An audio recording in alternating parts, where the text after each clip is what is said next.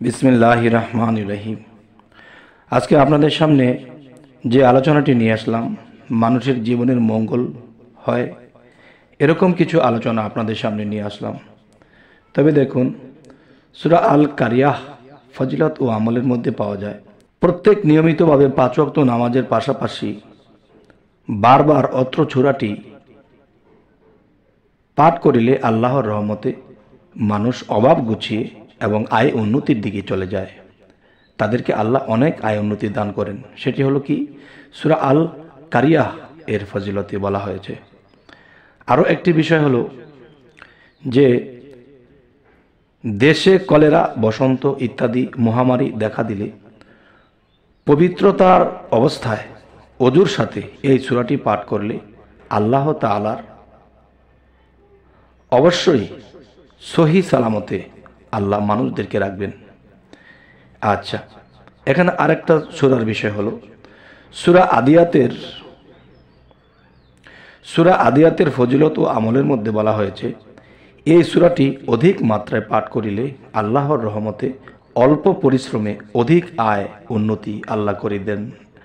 সম্ভব হইলে তিনি যদি নিজেকে পবিত্র রেখে চলতে পারে এবং মিথ্যা পরিহার করতে পারে তাহলে দ্রুত কাজ করবে। আচ্ছা, এবার আসব সূরা জিলজালের ফজিলত ও আমল। সূরা জিলজালার এই আমল ও ফজিলতের মধ্যে বলা হয়েছে, এই সূরা সম্পর্কে হাদিসে বর্ণিত হইয়াছে যে যে ব্যক্তি ইহা পাঠ করিবে সে সম্পূর্ণ কোরআন শরীফের 4 ভাগের 1 ভাগ সওয়াব লাভ করিবে। তিরমিজি, এই কথাটি তিরমিজিতে পাওয়া গিয়েছে। এবার আসি, অন্য হাদিসে উক্ত হইয়াছে যে অত্র সূরা পাঠের নেকি সম্পূর্ণ কোরআন শরীফের পাঠের অর্ধেক। সুবহানাল্লাহ, আলহামদুলিল্লাহ। এই সূরাটিকে কেউ স্বপ্নে দেখিলে তাহার দ্বারা ধর্মহীনতার কাজ কখনোই হবে না। এই সূরাটিকে কেহ স্বপ্নে দেখলে তাহার দ্বারা ধর্মদ্রোহী গণ ধ্বংসপ্রাপ্ত হইবে। যারা ধ্বংস হবে, তারা ধর্মের বিরোধী তারা ধ্বংসপ্রাপ্ত হবে। এবং অত্র সূরাটি কোনো নতুন বর্তনে যাহা ব্যবহার করা হয় নাই লিখিয়া বাতের রোগীকে উহা ধুইয়া খাওয়াইয়া দিলে আল্লাহর ফজলে রোগ ভালো হইয়া যাইবে। সুবহানাল্লাহ, আলহামদুলিল্লাহ। সর্বদা ইহা পাঠ করিলে মন মধ্যে কিয়ামতের ভয় জাগ্রত হইয়া পাপ কাজ থেকে দূরে থাকিবে ইনশাআল্লাহ। আরও একটি সূরার বিষয় আমি আপনাদেরকে বলছি। সূরা বাইয়িনাহ ফজিলত ও আমল থেকে বলা হয়েছে, এই সূরাটি প্রত্যহ ফজরের বাদে পাঠ করিয়া শরীরে একবার ফুঁক দিলে আল্লাহ তাআলা রোগ ব্যাধি হইতে মুক্ত রাখিবেন।